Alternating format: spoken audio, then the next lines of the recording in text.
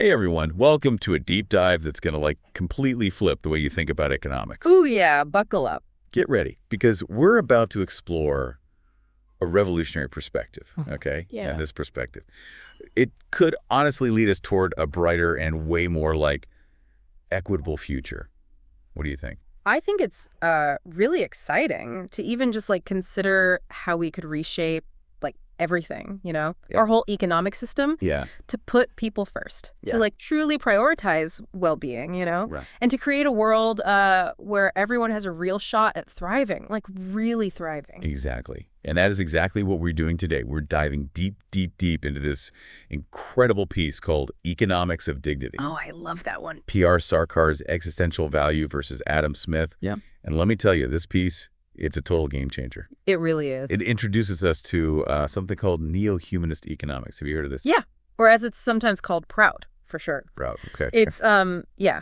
And it asks a question that's been, echoing in my mind, seriously, ever since I read it. Ooh, tell me.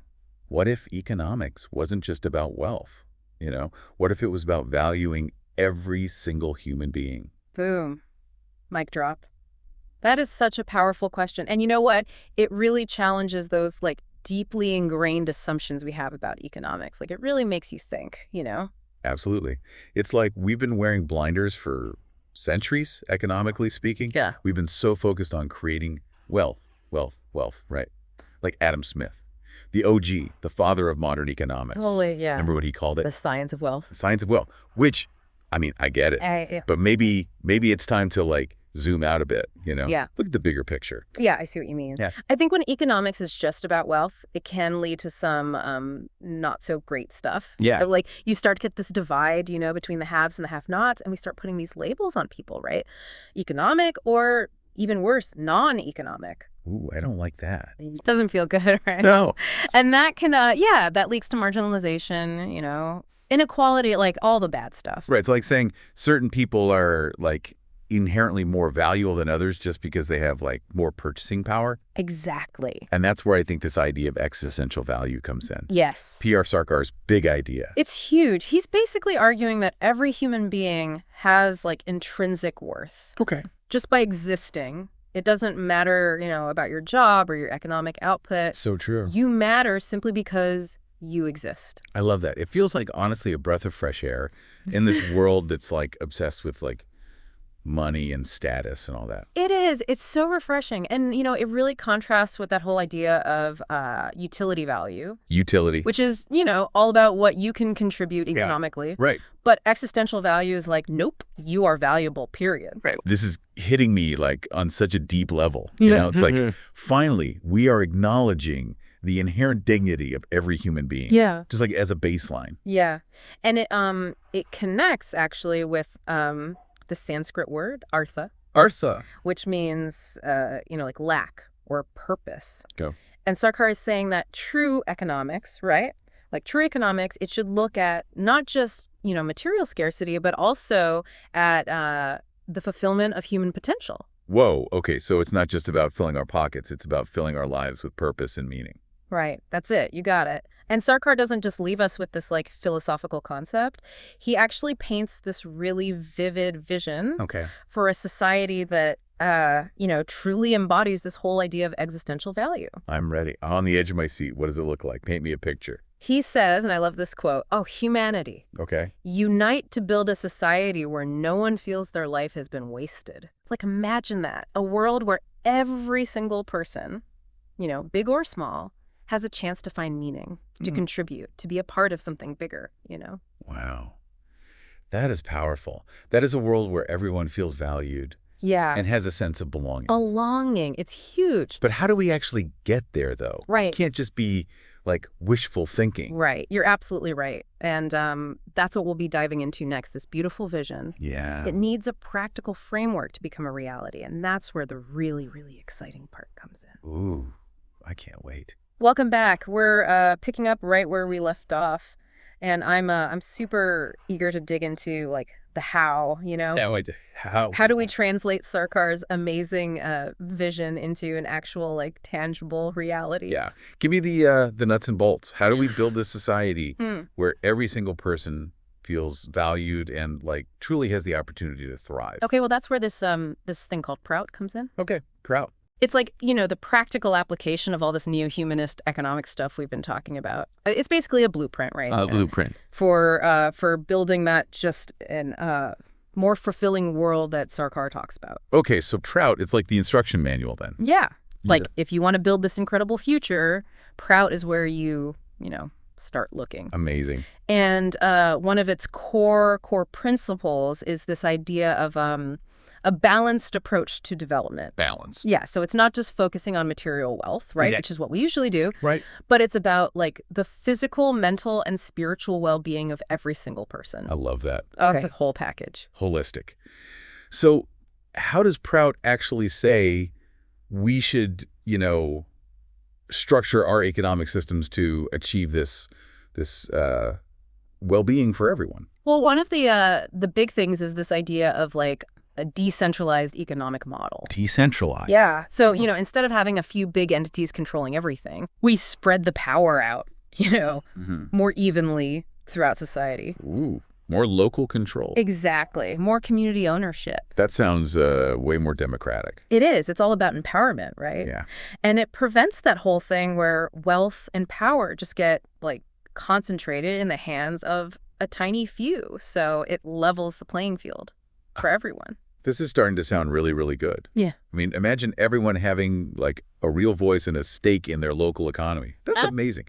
But how do we ensure that everyone actually have the means to participate, though, and actually thrive in this system? Right. And that's where PROUT gets really interesting. Okay. It advocates for what's called a guaranteed minimum standard of living. A what? A guaranteed minimum standard of living? For everyone. Think of it like a safety net, right? Okay. That ensure, like, no matter what, everyone has access to the basics. The basics being? Food, shelter, healthcare, education. Whoa. Okay. So like everyone gets a baseline income. Yeah. Even if they don't, have a traditional job. How is that even possible? Well, it's an idea that's gaining traction all over the world. It's often called a universal basic income. Oh, yeah. I've heard of that, UBI. Exactly.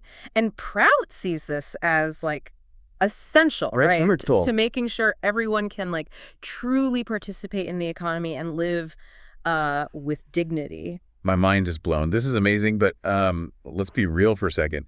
Wouldn't this require, like, a massive redistribution of wealth and resources?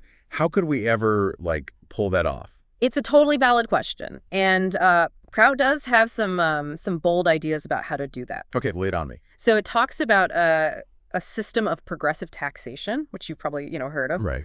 But it also introduces this concept of wealth ceilings. Wealth ceilings. Okay, now I'm really intrigued. What is that? So a wealth ceiling is like it's a maximum limit, right, on how much wealth one person can accumulate. Wait, are you saying there'd be like a cap on how rich someone could get? Exactly. It sounds radical. Yeah. I mean, that is a huge change from what we're used to. Big time. But the idea is to prevent that, like, insane wealth accumulation that just, leads to all the inequality and the imbalance in society. Right. It's about creating a system where everyone has an actual chance to thrive, not just a tiny, tiny elite. Okay. Yeah. I can see how that would, like, address the whole question of funding a guaranteed minimum standard of living. But wouldn't capping wealth, like, discourage people? Discourage. Yeah. Right. Like, wouldn't it discourage entrepreneurship, Yeah. or innovation? Like, if there's a limit on how much you can earn, would people still, like, hustle? Would they still work hard and come up with new ideas? That's a really common concern, but PROUT actually addresses it head on. So it's not against competition, right? Okay. But it encourages a different kind of competition, not the cutthroat, profit at all costs kind of thing that, that we have now. Right. But competition based on quality and service and innovation that benefits society as a whole. Okay, so it's not about squashing ambition. It's about, like, redirecting it. Exactly. Towards more collaborative and sustainable goals. I like that a lot. That's much more in line with the whole neo-humanist economics thing, right? Totally. And this actually leads to another key principle of PROUT. Oh, there's more. Oh, yeah. Yeah. Which is the emphasis on worker-owned and managed cooperatives. Cooperatives. Okay. So instead of the traditional like top-down hierarchy, businesses would be owned and operated by the workers themselves. Exactly. It's like the power goes to the people, you know? Right. So empowering. I love this. And, you know, studies show it actually works. It fosters greater worker engagement, more motivation, and just an overall sense of, like, shared ownership in the success of the enterprise. It's really starting to feel like, okay, we could actually do this. Like this could be a real alternative to the economic systems that, we're so used to. I think so, too. But what about the role of the government in all of this? Yeah. Does it still have a place in this like decentralized cooperative world? Oh, for sure. For sure. It just, its role evolves a bit. Okay. So instead of being primarily regulatory, right? Right. It becomes more supportive, more facilitative. Okay, so instead of just setting rules and like enforcing compliance, the government's like a partner. Yeah. It's a partner in empowering individuals and communities to actually thrive. So imagine a government that's like actively supporting the development of cooperatives. Yes. And making sure everyone has access to those essential resources and just fostering this environment where like everyone can actually reach their full potential. That's exactly it. It's about creating an enabling environment for, individual and collective flourish. I mean, this all sounds so incredibly progressive. It is. And hopeful. Honestly, I'm already like feeling more optimistic about the future. I love that. And the best part is this isn't just like, pie in the sky stuff. These ideas are already being put into practice. Oh, really? Oh, yeah. Like all over the world in various movements and initiatives. Okay, I want to hear about this. Let's dive into those real-world examples, shall we? All right. Welcome back to our deep dive into a brighter future. I'm so excited for this. Me too. It's going to be good. Okay, so we've talked about like challenging those old economic ideas, right? And we've explored some of the key principles of PROUT. But now I want to see how these principles are actually like playing out in the real world. Yes. Let's get down to brass tacks. So tell me, what are some examples? Like, give me some real world inspiration. Show me that this stuff is actually happening. Okay. Wait. Well, let's start with this. Have you noticed the rise of community-owned renewable energy projects? I have. Yeah, I've been seeing that. It's so cool, right? People are like coming together to create their own clean energy. And what's great is they're keeping the profits local and promoting energy independence. It's a textbook example of PROUT's emphasis on decentralization. Right.